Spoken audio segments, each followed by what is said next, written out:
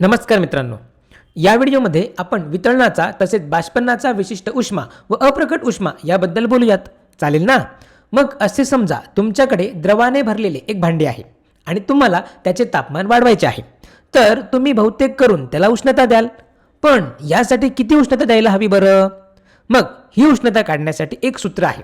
मग आता ते सूत्र कोणते आहे ते आपण पाहूया. चालेल ना? हे सूत्र काही गोष्टींवर अवलंबून आहे. त्यापैकी एक म्हणजे तुम्हाला त्या वस्तूचे तापमान कितीने वाढवायचे आहे. मग आपल्याला माहित आहे की तापमान जास्त वाढवायचे असेल तर जास्त उष्णता द्यावी लागेल, बरोबर? तसेच ते त्या पदार्थाचे प्रमाण किती आहे यावर सुद्धा अवलंबून आहे. म्हणजेच त्या द्रवाचे वस्तुमान किती आहे. पदार्थाचे वस्तुमान जितके जास्त असेल तितकी जास्त उष्णता त्याचे तापमान बदलण्यासाठी द्यावी लागेल. आणि हे अजून एका गोष्टीवर अवलंबून असते, ते म्हणजे त्या पदार्थाची विशिष्ट उष्मा. आता बघा, वेगवेगळ्या पदार्थांचा विशिष्ट उष्मा वेगवेगळा असतो. त्यामुळे वेगवेगळ्या पदार्थांचे तापमान वाढवणे हे एकमेकांपेक्षा सोपे किंवा कठीण असते. म्हणजेच ज्या पदार्थाचा विशिष्ट उष्मा जास्त असतो त्याचे तापमान वाढवण्यासाठी जास्त प्रमाणात उष्णता लागते. मग इथे आपल्याला या उष्णतेसाठी सूत्र मिळते, ते म्हणजे Q बरोबर M×C×ΔT. मग आता आपण हे थोडं अधिक स्पष्टपणे बघूया. चालेल ना? आता असे समजा की या भांड्यात जे पाणी आहे त्याचे तापमान 20 अंश सेल्सिअस आहे. तसेच या पाण्याचे प्रमाण 2 किलोग्रॅम इतके आहे. त्यानंतर बघा, या पाण्याचा विशिष्ट उष्मा आहे 4186 जूल प्रति किलोग्रॅम प्रति अंश सेल्सिअस. मग आता या एककांमधून आपल्याला विशिष्ट उष्मा म्हणजे काय याचा अर्थ स्पष्ट होतो. इथे आपल्याला समजते की 1 किलोग्रॅम पाण्याचे तापमान 1 अंश सेल्सिअसने वाढवण्यासाठी 4186 जूल इतकी उष्णता लागते. मग हा झाला पाण्याचा विशिष्ट उष्मा. म्हणजेच इथे असे कळते की इथे खूप जास्त उष्णता लागते, कारण पाण्याचा विशिष्ट उष्मा खूप जास्त आहे. तसेच बघा, या पाण्याचे वैशिष्ट्य असे आहे की ते त्याचे तापमान जास्त न वाढवता त्यामध्ये खूप उष्णता ऊर्जा साठवून ठेवू शकते. मग आता प्रश्न असा आहे की या पाण्याचे तापमान 20 अंश सेल्सिअस पासून ते 50 अंश सेल्सिअस पर्यंत वाढवण्यासाठी किती उष्णता द्यावी लागेल बरं? मग चला ही उष्णता काढूया. यासाठी आपण हे सूत्र वापरूया, Q बरोबर M×C×ΔT. तर मग आवश्यक उष्णता बरोबर पाण्याचे वस्तुमान बरोबर 2 किलोग्रॅम गुणिले पाण्याचा विशिष्ट उष्मा बरोबर 4186 जूल प्रति किलोग्रॅम प्रति अंश सेल्सिअस गुणिले डेल्टा टी म्हणजेच तापमानातील बदल. आता बघा, तापमानातील बदल म्हणजे पाण्याचे अंतिम तापमान वजा सुरुवातीचे तापमान. मग अंतिम तापमान किती? तर ते आहे 50 अंश सेल्सिअस व सुरुवातीचे तापमान तर ते आहे 20 अंश सेल्सिअस. मग आता हे आपण सोडवूया. यांचा गुणाकार केला तर आपल्याला मिळते उष्णता बरोबर 2,51,160 जूल. म्हणजेच इथे आपल्याला काय समजते की त्या पाण्याचे तापमान 30 अंश सेल्सिअसने वाढवण्यासाठी खूप जास्त उष्णता लागते. म्हणूनच पाणी बहुतेक वेळा उष्णता शोषक म्हणून वापरले जाते. पाण्यात खूप उष्णता साठून राहू शकते, परंतु त्याचे तापमान फारसे बदलत नाही. तर मग हे एक सोपे उदाहरण आपण पाहिले. त्यानंतर आता आपण एक थोडेसे कठीण उदाहरण पाहूया. समजा आता या भांड्याला उष्णता देऊन गरम न करता आपण एक उष्ण धातूचा तुकडा घेतला. मग यावेळी आपल्याला इथे जाणून घ्यायचे आहे की हा तुकडा व पाणी यांचे तापमान किती असेल. उदाहरणार्थ असे समजा की आपल्याकडे 0.5 किलोग्रॅम वजनाचा तांब्याचा एक तुकडा आहे. या तुकड्याला आपण उष्णता देऊन तापवले आणि मग तो आपण या पाण्याच्या भांड्यात टाकला. मग आता या ठिकाणी आपल्याला जाणून घ्यायचे आहे की जेव्हा आपण तांब्याच्या तुकड्याला पाण्यात टाकले असता त्या तुकड्याचे अंतिम तापमान किती असेल. मग बघा, या ठिकाणी हा तांब्याचा तुकडा थंड होत जाईल आणि त्याचे तापमान कमी होत जाईल, तर पाण्याचे तापमान वाढत जाईल. शेवटी दोघेही एका समान तापमानावर पोहोचतील. तर आपल्याला हेच शोधायचे आहे की मग ते तापमान किती असेल. तर मग बघा, या ठिकाणी आपल्याला काही गोष्टी माहीत असणे आवश्यक आहे. ते म्हणजे या तांब्याच्या तुकड्याचे वस्तुमान किती, तर ते आहे 0.5 किलोग्रॅम. तसेच त्याचे सुरुवातीचे तापमान किती होते बरं? तर मग समजा आपण त्याला खूपच उष्णता दिली आहे, म्हणून त्याचे तापमान 90 अंश सेल्सिअस इतके आहे. त्याचप्रमाणे तांब्याचा विशिष्ट उष्मा हा आहे 387 जूल प्रति किलोग्रॅम प्रति अंश सेल्सिअस. त्यानंतर या पाण्यासंदर्भात माहिती आहे तीच आहे. म्हणजे पाण्याचे वस्तुमान बरोबर 2 किलोग्रॅम, त्याचा विशिष्ट उष्मा 4186 जूल प्रति किलोग्रॅम प्रति अंश सेल्सिअस इतका आहे. तसेच त्याचे सुरुवातीचे तापमान हे 20 अंश सेल्सिअस इतके आहे. मग इथे समस्थिती होईल, म्हणजेच दोघांचेही तापमान समान होईल. तर मग ते तापमान 20 अंश आणि 90 अंश सेल्सिअस यांच्यामध्ये कुठेतरी असेल, बरोबर? मग ते तापमान नेमके किती असेल ते आपल्याला शोधायचे आहे. मग आता विचार करा बरं, हे तापमान कसे शोधायचे? तर मग बघा, हे उदाहरण सोडवण्यासाठी एक युक्ती आहे. बघा, या ठिकाणी हा तांब्याचा तुकडा उष्णता गमावेल, तर हे पाणी काही प्रमाणात उष्णता मिळवेल. त्याच प्रकारे आपण असे गृहीत धरतो की ही जी प्रक्रिया आहे ती एका बंदिस्त भांड्यात होत आहे की ज्यातून ही उष्णता बाहेर पडत नाही. त्यामुळे इथे या दोघांचेही तापमान समान असले पाहिजे. मग जर कोणतीही उष्णता बाहेर गेली नाही तर पाण्याला मिळालेली उष्णता बरोबर तांब्याने गमावलेली उष्णता, म्हणजेच तांब्याचा उष्मा अधिक पाण्याचा उष्मा बरोबर 0. मग आता यांची बेरीज 0 का आली?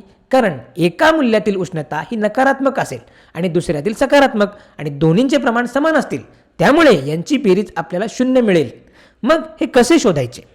तर आपल्याकडे एक सूत्र आहे, तर ते सूत्र चांगले लक्षात ठेवा. ते म्हणजे Q बरोबर M गुणिले C गुणिले डेल्टा टी. तर मग तांब्याने गमावलेली उष्णता काढण्यासाठी आपण या सूत्राचा वापर करू. मग या ठिकाणी तांब्याचे वस्तुमान 0.5 किलोग्रॅम गुणिले तांब्याचा विशिष्ट उष्मा 387 जूल प्रति किलोग्रॅम प्रति अंश सेल्सिअस गुणिले तापमानातील बदल.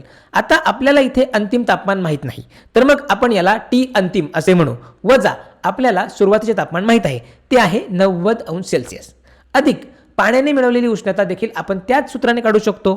म्हणून पाण्याचे वस्तुमान बरोबर 2 किलोग्रॅम गुणिले पाण्याचा विशिष्ट उष्मा 4186 जूल प्रति किलोग्रॅम प्रति अंश सेल्सिअस.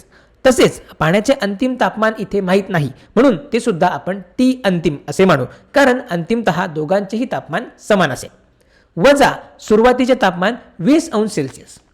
तर यांची बेरीज ही 0 येते. आता हे समीकरण खूप मोठे दिसत असल्यामुळे कदाचित आपल्याला याची थोडी भीती वाटेल, पण हरकत नाही, आपण याला सोडवूया. मग आता हा टी अंतिम आपण कसा काढायचा बरं? हे सोडवता येईल का? तर हो, हे सोडवता येईल. बघा, आपल्याकडे फक्त एकच अज्ञात आहे, तो म्हणजे टी अंतिम, कारण हे दोन्ही समान आहेत, बरोबर. मग या ठिकाणी आपल्याला नकारात्मक उत्तर येईल, कारण तांबा उष्णता गमावेल, आणि या ठिकाणी सकारात्मक उत्तर येईल, कारण पाणी उष्णता मिळवेल. आणि मग हे दोन्ही एकमेकांना बाद करतील व आपल्याला 0 मिळेल. तर हीच युक्ती इथे आपण वापरत आहोत, बरोबर. इथे आपल्याला फक्त टी अंतिमसाठी सोडवायचे आहे. म्हणजे बघा, या सर्वांचा गुणाकार करून दोन्ही टी अंतिम असलेले पद एकत्र करायचे आणि नंतर टी अंतिम एका बाजूला घेऊन ते सोडवायचे. मग बघा, सुरुवातीला आपण यांचा गुणाकार करून घेऊया. त्यानंतर मग ज्यामध्ये टी अंतिम आहे अशी पदे एकत्र केली आणि ज्यांच्यात टी अंतिम नाही ती अशा प्रकारे एकत्र केली. नंतर मग टी अंतिम हे पद डाव्या बाजूला ठेवून उरलेली सर्व पदे उजव्या बाजूला नेली. त्यानंतर मग आपण हे सोडवले तर आपल्याला टी अंतिम मिळेल 21.58 अंश सेल्सिअस. मग आता हे उत्तर पाहून तुम्हाला असे वाटू शकते की अरे, आपण काही चूक तर नाही केली ना, कारण इथे आपल्याला अंतिम तापमान मिळाले आहे ते म्हणजे 21.58 अंश सेल्सिअस. पाण्याचे सुरुवातीचे तापमान तर 20 अंश सेल्सिअस होते, मग त्याचे तापमान फारच कमी वाढले. मग आपलं काही चुकलं का? तर नाही. बघा, हे बरोबर आहे. पाण्याचा विशिष्ट उष्मा इतका जास्त आहे की आपण त्याला खूप उष्णता दिली तरी त्याचे तापमान फारसे बदलत नाही. लक्षात घ्या, हे भांडे सुद्धा त्या उष्णतेपैकी काही उष्णता शोषू शकते. म्हणून आपल्याला इथे आणखी एक पद म्हणजेच भांड्याची उष्णता Q विचारात घ्यायला हवी होती, किंवा आपण इथे आणखी एक तुकडा टाकला असता तर मग त्याची उष्णता सुद्धा आपण इथे जोडली असती. जर तुम्ही इथे सहभागी असलेल्या प्रत्येक गोष्टीची उष्णता एकत्र केली की जे उष्णता मिळवतील किंवा गमावतील, तर तुम्ही म्हणू शकता की त्यांची बेरीज 0 येईल, कारण इथे उष्णता बाहेर पडत नाही, तर ती उष्णता फक्त इथल्या घटकांमध्ये देवाणघेवाण करून समस्थितीत येते. इथे कोणतीही उष्णता निर्माण होत नाही किंवा नष्ट होत नाही, ती परस्पर क्रिया करणाऱ्या पदार्थांमध्ये हस्तांतरित होते. तर हीच विशिष्ट उष्मेचे प्रश्न सोडवतानाची मुख्य कल्पना आहे की ज्याने आपण असे प्रश्न सोडवू शकतो. आणि यामध्ये आपण अशा प्रकारे त्यांची मांडणी करतो आणि मग जे अज्ञात पद आपल्याला शोधायचे आहे ते आपण शोधतो. आता या उदाहरणात अज्ञात पद हे टी अंतिम होते. कधी कधी आपल्याला एखाद्या पदार्थाचे वस्तुमान शोधावे लागेल किंवा त्यापैकी एखाद्याचा विशिष्ट उष्मा शोधावा लागेल. मग अशा प्रकारे आपल्याला जे शोधायचे आहे ते आपण शोधू शकतो, बरोबर ना. त्यानंतर आपण आता आणखीन एक प्रश्न बघूया, चालेल ना. समजा आपण या पाण्याचे आहे तेवढेच प्रमाण घेतले, म्हणजे 2 किलोग्रॅम. तसेच त्याचे सुरुवातीचे तापमान सुद्धा 20 अंश सेल्सिअस इतकेच आहे. पण यावेळी आपण जाणून घेऊ की हे सगळे पाणी वाफेमध्ये रूपांतरित करण्यासाठी आपल्याला किती उष्णता द्यावी लागेल. मग आता इथे आपल्याला करायची असलेली पहिली गोष्ट म्हणजे हे पाणी त्याच्या उत्कलन बिंदूपर्यंत नेणे. मग पाण्याचा उत्कलन बिंदू हा 100 अंश सेल्सिअस इतका आहे. तर मग ही उष्णता काढण्यासाठी आपल्याला सूत्र वापरावे लागेल Q बरोबर M गुणिले C गुणिले डेल्टा टी. तर मग या ठिकाणी पाण्याचे वस्तुमान 2 किलोग्रॅम आहे गुणिले पाण्याचा विशिष्ट उष्मा हा 4186 जूल प्रति किलोग्रॅम प्रति अंश सेल्सिअस गुणिले तापमानातील बदल, तर मग पाण्याचा उत्कलन बिंदू हा 100 अंश सेल्सिअस आहे. म्हणून आपल्याला हे पाणी 20 अंश सेल्सिअस वरून 100 अंश सेल्सिअस पर्यंत नेणे आवश्यक आहे. म्हणजे अंतिम तापमान बरोबर 100 आणि सुरुवातीचे तापमान बरोबर 20. मग यांचा गुणाकार केल्यावर आपल्याला मिळेल 6,69,760 जूल इतकी उष्णता. म्हणजेच या पाण्याला त्याच्या उत्कलन बिंदूपर्यंत पोहोचण्यासाठी द्यावी लागणारी उष्णता बरोबर 6,69,760 जूल. तर लक्षात ठेवा की ही मिळालेली उष्णता ते पाणी उकळण्यासाठी पुरेसे नाही, ती फक्त पाण्याला 100 अंश सेल्सिअस तापमानापर्यंत नेण्यासाठी लागणारी उष्णता आहे. जर तुम्ही हे पाणी 100 अंश सेल्सिअसवर नेले आणि तसेच ठेवले तर ते फक्त तिथेच स्थिर राहील, ते प्रत्यक्षात उकळणार नाही. त्याला उकळण्यासाठी आपल्याला त्याला उष्णता देतच राहावी लागेल. मग एकदा हे पाणी 100 अंश सेल्सिअसवर पोहोचल्यावर आणखी किती उष्णता द्यावी लागेल? तर मग या सर्व पाण्याची वाफ भरण्यासाठी आपल्याला वितळणाचा व बाष्पनाचा अप्रकट उष्मा याबद्दल माहीत असणे आवश्यक आहे. या ठिकाणी तो बाष्पनाचा अप्रकट उष्मा आहे, कारण या ठिकाणी आपण द्रवाला बाष्पामध्ये बदलत आहोत. जर आपण स्थायूला द्रवामध्ये बदलवत असतो तर त्या ठिकाणी वितळणाचा अप्रकट उष्मा असेल. तर मग वितळणाचा व बाष्पनाचा अप्रकट उष्मा यासाठी सूत्र बरोबर काय असेल? तर बघा, Q हे त्या उष्मेचे प्रमाण आहे की जी आपल्याला पाण्याची अवस्था बदलण्यासाठी द्यावी लागते. हे तेच आहे जे अवस्था बदलताना होते, म्हणजेच वितळण किंवा बाष्पीभवन उष्मा की जी तापमान बदलताना लागते.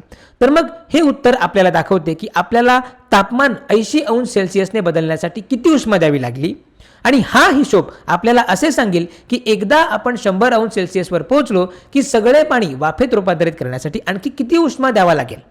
त्यामुळे वितळण व बाष्पनाच्या अप्रकट उष्मेसाठीचे सूत्र आहे Q बरोबर M गुणिले L. इथे M म्हणजे वस्तुमान, मग जितके जास्त वस्तुमान तितकी जास्त उष्णता द्यावी लागेल, बरोबर. त्यानंतर L म्हणजे वितळण किंवा बाष्पनाचा अप्रकट उष्मा. तर मग ही सुद्धा विशिष्ट उष्मा यासारखी एक संख्या आहे, परंतु जेथे विशिष्ट उष्मा तापमान बदलण्यासाठी किती उष्णता लागेल हे सांगतो, त्याच ठिकाणी अप्रकट उष्मा हा त्या पदार्थाची अवस्था बदलण्यासाठी किती उष्णता द्यावी लागेल हे सांगतो. मग असे दिसते की पाण्यासाठी बाष्पनाचा अप्रकट उष्मा हा खूप मोठा आहे. तो म्हणजे 22,60,000 जूल प्रति किलोग्रॅम. याचा अर्थ असा की उत्कलन बिंदूवर असलेल्या 1 किलोग्रॅम पाण्याला 1 किलोग्रॅम वाफेत बदलण्यासाठी 22,60,000 जूल इतकी उष्णता लागते. म्हणून जर आपल्याला या पाण्याला 20 अंश सेल्सिअस तापमानावरून वाफेत रूपांतरित करायचे असेल तर प्रथम आपण Q बरोबर M गुणिले C गुणिले डेल्टा T हे सूत्र वापरून ते 100 अंश सेल्सिअस पर्यंत तापवणे आवश्यक आहे. आणि मग त्यात आणखी एक उष्णतेची राशी जोडावी लागेल, ती म्हणजे Q बरोबर M गुणिले L. मग बघा, पाण्याचे वस्तुमान बरोबर 2 किलोग्रॅम गुणिले पाण्यासाठी L बरोबर 22,60,000 जूल प्रति किलोग्रॅम. मग यांचा गुणाकार केल्यावर आपल्याला उत्तर मिळते 45,20,000 जूल. मग यावरून असे समजते की पाण्याला उत्कलन बिंदूपर्यंत नेण्यासाठी 6,69,760 जूल इतकी उष्णता लागेल आणि हे पाणी वाफेत रूपांतरित करण्यासाठी आणखी 45,20,000 जूल इतकी उष्णता लागेल. मग जर या दोघांची बेरीज केली तर एकूण उष्णता बरोबर 51,89,760 जूल. म्हणजेच 2 किलोग्रॅम पाण्याचे 20 अंश सेल्सिअस तापमानावरून त्याचे पूर्णपणे वाफेत रूपांतर करण्यासाठी इतक्या उष्णतेची आवश्यकता असते. मग यानंतर आपण अशाच प्रकारचा पण थोडा वेगळा प्रश्न पाहूया, चालेल ना? यावेळी समजा आपण पाण्यापासून सुरू करण्याऐवजी बर्फापासून सुरू केले. समजा आपण 3 किलोग्रॅम वस्तुमानाचा एक बर्फाचा तुकडा घेतला. तसेच असे समजा की तो खूपच थंड होता, त्यामुळे सुरुवातीला त्याचे तापमान हे 0पेक्षाही कमी होते. मग त्याचे सुरुवातीचे तापमान हे -40 अंश सेल्सिअस होते असे आपण मानूया, चालेल ना? मग आता आपल्याला पाहायचे आहे की या 3 किलोग्रॅम वस्तुमानाच्या बर्फाच्या घनाला 3 किलोग्रॅम पाण्याच्या वाफेमध्ये रूपांतरित करण्यासाठी एकूण किती उष्णता द्यावी लागेल. पण फक्त काय वाफेच्या अवस्थेपर्यंत नेणे नाही, तर यावेळेस आपल्याला त्याचे तापमान 100 अंश सेल्सिअसपेक्षा जास्त करायचे आहे. मग समजा आपल्याला त्याचे अंतिम तापमान हे 160 अंश इतके करायचे आहे. मग या ठिकाणी T अंतिम असेल 160 अंश सेल्सिअस. तर मग या -40 अंश सेल्सिअस तापमान असलेल्या बर्फाच्या तुकड्याचे तापमान 160 अंश सेल्सिअस तापमान असलेल्या वाफेमध्ये रूपांतर करण्यासाठी आपल्याला किती उष्णता द्यावी लागेल. आणि मग याचा मागोवा घेण्यासाठी किंवा मग थोडे स्पष्टपणे पाहण्यासाठी आपण तापमान हे उभ्या अक्षावर दाखवूया, तसेच त्यासाठी लागणारी उष्णता आपण आडव्या अक्षावर दाखवूया. मग याने आपल्याला समजेल की आपण या प्रणालीत किती उष्णता पुरवली आहे. तर मग आता मी पटकन दाखवतो की हे कसे करायचे नाही. आता एक सामान्य दृष्टिकोन असे म्हणेल की Q बरोबर M गुणिले C गुणिले डेल्टा T. मग या ठिकाणी M बरोबर 3 किलोग्रॅम, त्यानंतर C.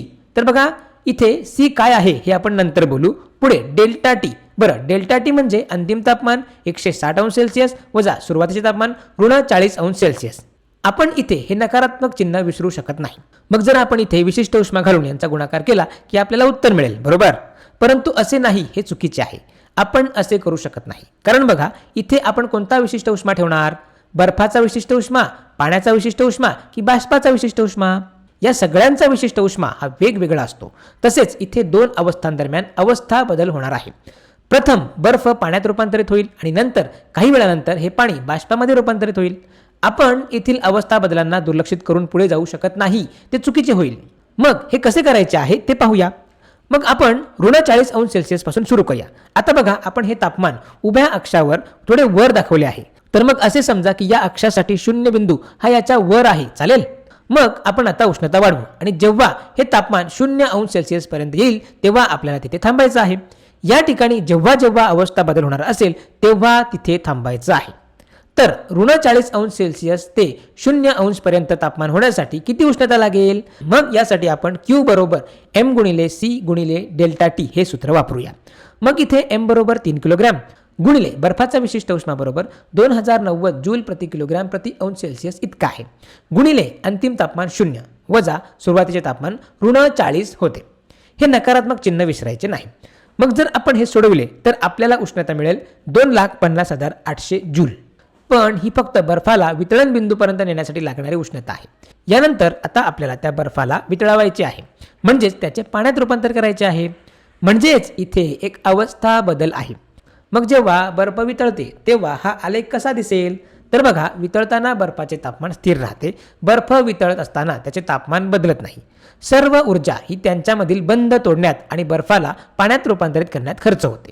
तर मग इथे किती उष्णता खर्च होईल? मग बघा, इथे अवस्था बदल आहे म्हणून आपण Q बरोबर M गुणिले L हे सूत्र वापरणार. मग या ठिकाणी M बरोबर 3 किलोग्रॅम गुणिले L. मग बघा, आता आपल्याला बाष्पनाचा अप्रकट उष्मा वापरता येणार नाही. इथे स्थायू ते द्रव असा अवस्था बदल आहे, म्हणजेच वितळणाचा अप्रकट उष्मा घ्यावा लागेल. मग पाण्यासाठी वितळणाचा अप्रकट उष्मा सुमारे 3,33,000 जूल प्रति किलोग्रॅम आहे. मग यांचा गुणाकार केल्याने आपल्याला उष्णता मिळेल 9,99,000 जूल. म्हणजेच 0° बर्फाचे 0° पाण्यामध्ये रूपांतर होण्यासाठी लागणारी उष्णता. आता तुम्हाला समजलं असेल की इथे हे कशा प्रकारे सोडवायचे आहे.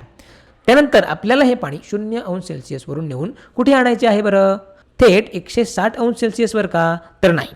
आधी या पाण्याला आपण 100°C वर नेऊ, कारण तिथे ते वाफेत बदलणार आहे आणि प्रत्येक अवस्था बदलावर आपण थांबतो, कारण त्यावेळी विशिष्ट उष्मा बदलतो.